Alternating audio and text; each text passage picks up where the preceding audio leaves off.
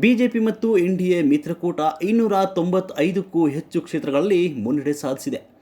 ಸ್ವಾತಂತ್ರ್ಯ ಬಂದ ಬಳಿಕ ಕಾಂಗ್ರೆಸ್ಸೇತರ ಪಕ್ಷ ಬಿಜೆಪಿ ಸತತವಾಗಿ 3ನೇ ಬಾರಿಗೆ ಸ್ಪಷ್ಟ ಬಹುಮತದೊಂದಿಗೆ ಅಧಿಕಾರಕ್ಕೆ ಬಂದಿರುವುದು ಪ್ರತಿಯೊಬ್ಬರೂ ಸಂತೋಷ ಪಡುವ ವಿಚಾರ ಅಂತ ಬಿಜೆಪಿ ರಾಜ್ಯಾಧ್ಯಕ್ಷ ಮತ್ತು ಶಾಸಕ BY ವಿಜೇಂದ್ರ ಅವರು ತಿಳಿಸಿದರು. ಕಾಂಗ್ರೆಸ್ ಪಕ್ಷದ ಆರ್ಭಟದ ನಡುವೆ ಕಾಂಗ್ರೆಸ್ ಪಕ್ಷದ ಅಧಿಕಾರದ ದುರುಪಯೋಗ ಮತ್ತು ಅವರ ಗ್ಯಾರಂಟಿಗಳ ದರ್ಬಾರ್ ನಡುವೆನೂ ಸಹ ಇವತ್ತು ಭಾರತೀಯ ಜನತಾ ಪಾರ್ಟಿ ಮತ್ತು JDS ಪಕ್ಷ 19 ಕ್ಷೇತ್ರದಲ್ಲಿ ನಾವು ಸಫಲರಾಗಿದ್ದೇವೆ.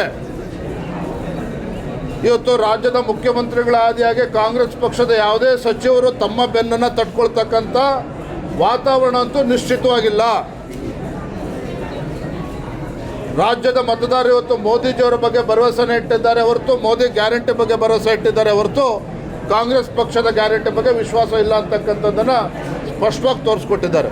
ನಗರದ ಬಿಜೆಪಿ ರಾಜ್ಯ ಕಾರ್ಯಾಲಯ ಜಗನ್ನಾಥ್ ಭವನದಲ್ಲಿ ಇಂದು ಮಾಧ್ಯಮ ಪ್ರತಿನಿಧಿಗಳ ಜೊತೆ ಮಾತನಾಡಿದ ಅವರು, ಕರ್ನಾಟಕ ರಾಜ್ಯದಲ್ಲಿ ಬಿಜೆಪಿ JDS ಪಕ್ಷ ಒಟ್ಟಾಗಿ ಚುನಾವಣೆ ಎದುರಿಸಿದ್ದು 17 ಕ್ಷೇತ್ರಗಳಲ್ಲಿ ಬಿಜೆಪಿ 2 ಕ್ಷೇತ್ರಗಳಲ್ಲಿ JDS ಪಕ್ಷ ಗೆದ್ದಿವೆ.